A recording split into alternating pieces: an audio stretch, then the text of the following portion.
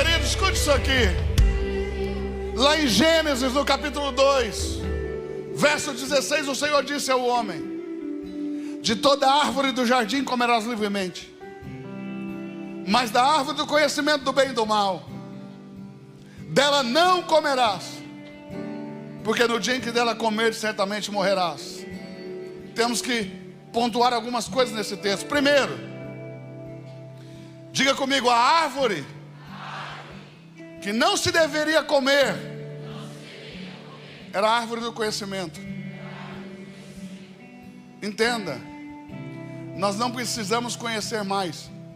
O que nós precisamos é de vida, porque nós já abandonamos a árvore da vida para comer da árvore do conhecimento, e já não deu certo.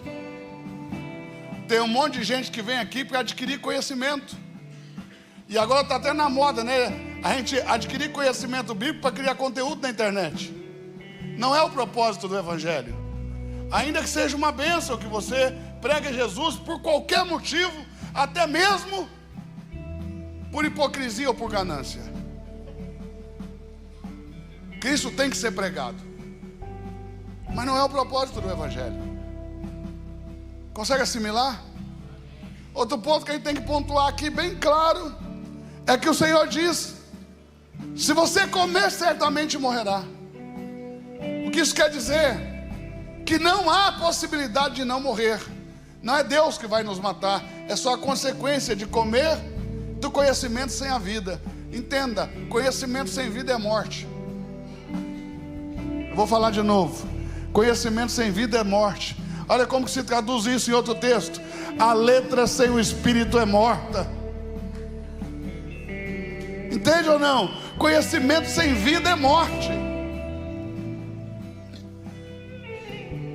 E Gênesis capítulo 3, verso 6 diz que a mulher olhou para a árvore do conhecimento e viu que era boa para comer, desejável aos olhos, agradável para dar entendimento. Tomou do seu fruto e comeu, deu também ao seu marido e ele comeu com ela. Então os olhos de ambos se abriram e conheceram que estavam nus.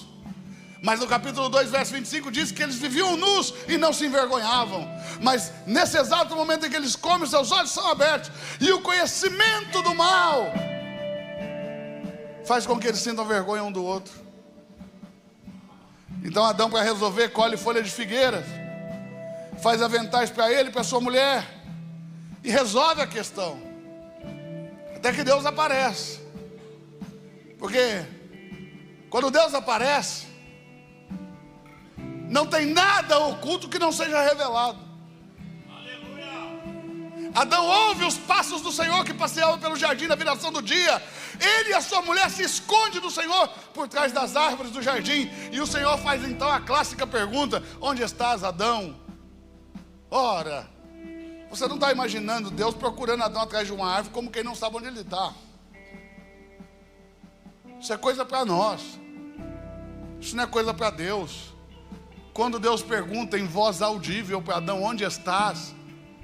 O que Deus está falando é: onde foi que você se perdeu em você mesmo, que o meu espírito não consegue se conectar com o seu espírito, eu tenho que te chamar por voz audível.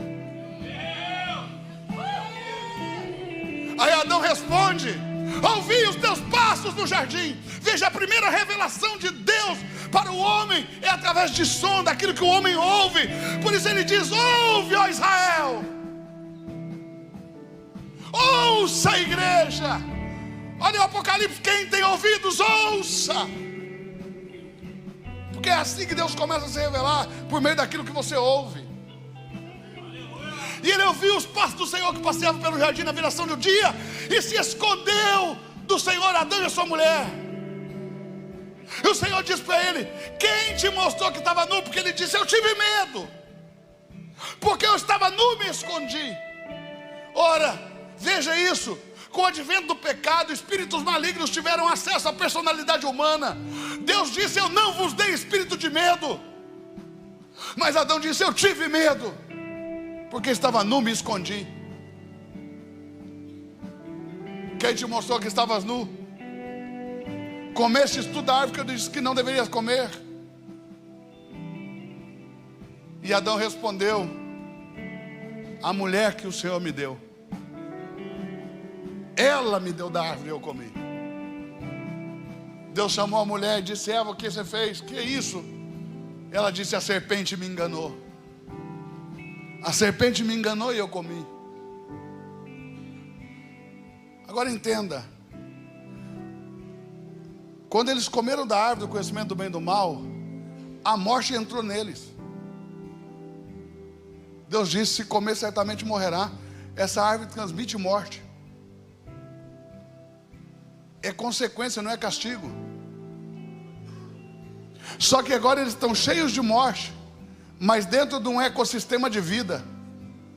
E sabe o que a vida faz com a morte? Ela destrói a morte. Ela esmaga a morte. Ela destrói totalmente a morte. Sabe o que ia acontecer com Adão e Eva se eles permanecessem naquele lugar, naquele ecossistema de vida que era o jardim de Deus? A vida que havia lá ia destruí-los.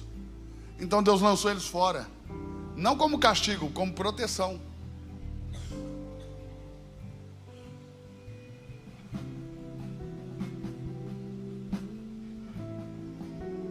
E sabe o que Adão fez? Plantou um campo, colheu, se relacionou com a sua mulher, teve filhos, e a vida aparentemente continuou. Mas Deus disse: certamente morrerás. Desde o advento do pecado em diante, Adão passou a viver na morte. Só que ele se acostumou tanto com a morte que ele já não percebia a diferença entre a morte e a vida. E não descobriram que estão na morte. Porque na morte dá para plantar, dá para colher. Na morte dá para ter filhos. Na morte dá para adquirir patrimônio. Na morte dá para abrir igreja. Na morte dá para encher a igreja. Entende? Muita coisa acontece na morte. E a gente só desconfia que está na morte quando a gente é exposto a um ambiente de vida, ou alguém que carrega essa vida. Só que os que carregam a vida não podem ser tímidos, porque senão os que estão na morte nunca se darão conta de que estão na morte. Cutuca quem está do seu lado e diga: você precisa liberar a vida que está dentro de você.